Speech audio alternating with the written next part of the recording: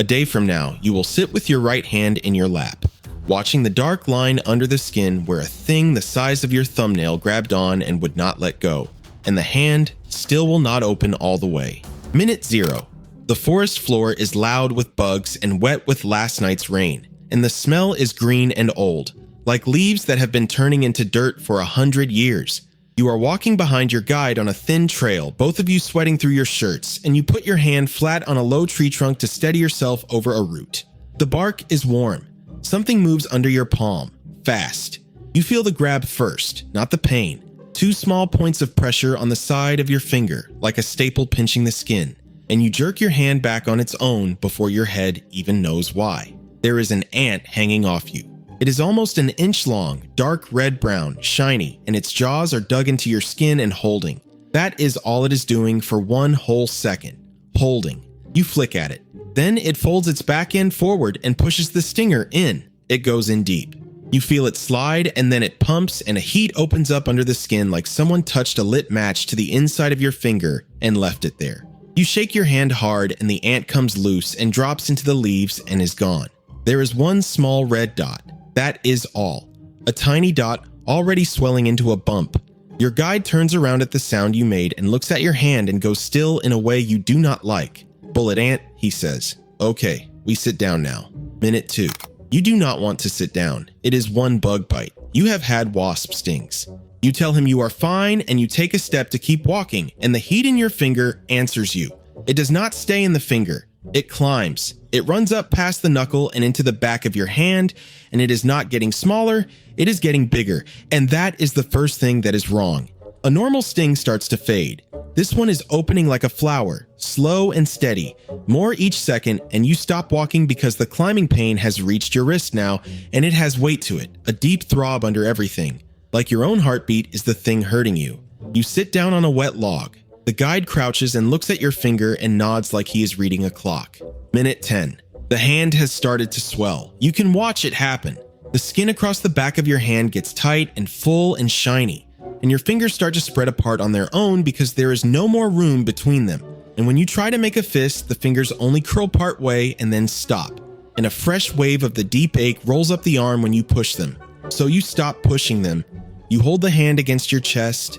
The throb has found a rhythm. It rolls up from the finger to the elbow and back down over and over, and each roll is a little harder than the last, like waves coming in on a beach when the tide is turning. Between the waves, there is a low burn that never leaves. During the waves, there is only the wave. You start without meaning to breathe with them, holding still when one comes and letting your breath out when it passes.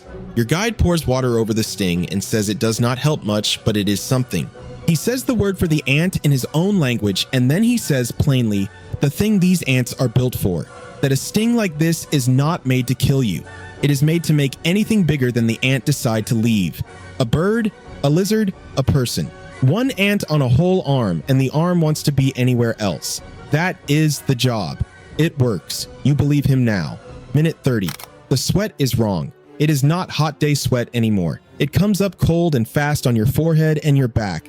A sheet of it all at once, and your shirt goes from damp to soaked through cold. And a shiver runs across your shoulders even though the air is thick and warm. Your hand starts to shake, not a scared shake. The muscles in your forearm have started to twitch and jump on their own. Little jumps under the swollen skin, and the whole hand trembles with them, and you cannot hold it still no matter how you grip your wrist with the other hand. Then your heart speeds up. You are sitting completely still on a log doing nothing, and your heart is going like you just ran. Hard and fast against your ribs, and you can feel it in your neck. The cold sweat and the shaking and the racing heart all arrive together, and none of them are things you are choosing, and that is the second thing that is wrong. It is not just your hand anymore. It is the rest of you. You ask the guide how long. He looks at the sky through the leaves. He does not say a few minutes. He says we wait, and he settles his weight like a man who has waited before. Hour 1. A wave comes that is bigger than the others. It builds up the arm slower than the rest, and you have time to feel it coming. And then it lands, and it takes the whole arm from finger to shoulder and squeezes. A deep, crushing throb that is so much that your vision goes loose at the edges, and you bend forward over your knees and breathe in short pulls through your teeth. You do not make much noise. There is not enough air left over for noise. The wave holds at the top for a long time. longer than seems fair, and then, slowly, it lets go. And when it lets go all the way. The arm goes quiet. The throb drops down to almost nothing, just the warm bump on the finger, and you sit up and wipe the cold sweat off your face with your good hand. And you actually laugh once, short, because it is over. The worst of it came, and it is past now, and you got through it. You are wrong. You have about 2 minutes of being wrong. The next wave comes harder than the one you thought was the worst. It does not build. It just arrives. Full, all at once, and your hand jerks against your chest, and the fingers try to curl and cannot, and you press your whole arm flat against your body and ride it, and somewhere in it, you understand the shape of this thing now. It is not a sting that hurts and fades. It is waves. They are going to keep coming. They are going to keep coming for a long time, and there is nothing to do but be where they reach you and count them. Hour 2. Walking back is its own problem. You cannot rush the trail. Every step jolts the arm, and a jolt can pull a wave up early, so you go slow. Slower than the daylight wants you to, and the guide goes slow with you, one hand under your good elbow on the root steps. The forest does not care that you are hurt. It is the same wet, green, loud place it was this morning. The same warm bark on the same low trunks, which you do not touch now, which you give a wide path, watching the bark of every tree go by at the speed of a hurt man walking. The waves keep their clock. You start to know one is coming a few seconds before it lands, a tightening up the arm, and you stop walking and stand still on the trail and hold your arm and let it pass, and then walk again. Stop, wait, walk. The hand has swollen so far now that it does not look like your hand. It looks like a glove blown up with air, the lines of the knuckles gone smooth, and it has stopped doing anything you ask it. You cannot hold the water bottle, you cannot work a zipper. The arm hangs at your side, useless between waves, and screams at you during them. Hour 4. There is a thing your guide says without making it dramatic. Just a fact, while you rest against a tree. Most people, he says, this will not kill. A grown person in good health, the body gets through it. The ones who do not get through it are the ones whose bodies fight the sting itself the wrong way, who swell up in the throat and the chest, and cannot breathe, and that comes fast and early if it is going to come. You have been stung for hours, and your throat is fine and your chest is fine. So you are, he means, one of the ones who lives. He says it like that should be a comfort. It is, and it is not. Because living is not the same as the pain stopping. The pain is not deciding whether you live. It has already decided you live. It is just going to make you feel every minute of it all the way down with nothing taken off for time served. Hour 8. Night comes into the forest before it comes into the sky, the floor going dark first while the leaves up top still hold gray light, and then that goes too, and it is full black and loud with a whole different set of bugs. You are back at the camp, lying on a cot under a net, the arm laid out beside you on the canvas because it cannot stand to be touched or tucked or moved. The cold sweat comes and goes. The shaking comes and goes.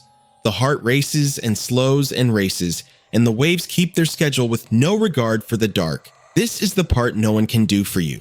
The guide checks on you and brings water, and there is nothing else to bring. There is no shot, no pill in the kit that touches this. Only time, and time in here moves at the speed of the waves and no faster. You lie still and you count them. A wave, then the low burn, then the tightening, then the next wave. You learn the night by them the way other people learn it by a clock. Somewhere out in the black, a frog calls the same 3 notes over and over. You match your breathing to it because it is something to hold on to that is not the arm. You think it might be slowing down. The gaps between waves feel longer. Then a wave comes that proves you wrong again, full strength. Hours in, like the first hour never happened. And you understand that this thing does not wind down in a smooth line. It just keeps going until, sometime you will not be able to name, it is done. The worst of it is the long middle of the night when the camp is asleep and it is only you and the arm and the frog in the dark.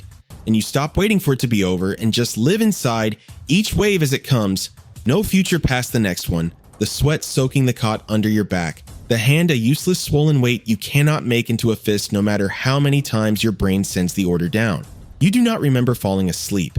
You remember the gray coming back into the leaves overhead, and a gap between waves long enough that you notice the gap instead of the wave. Hour 24.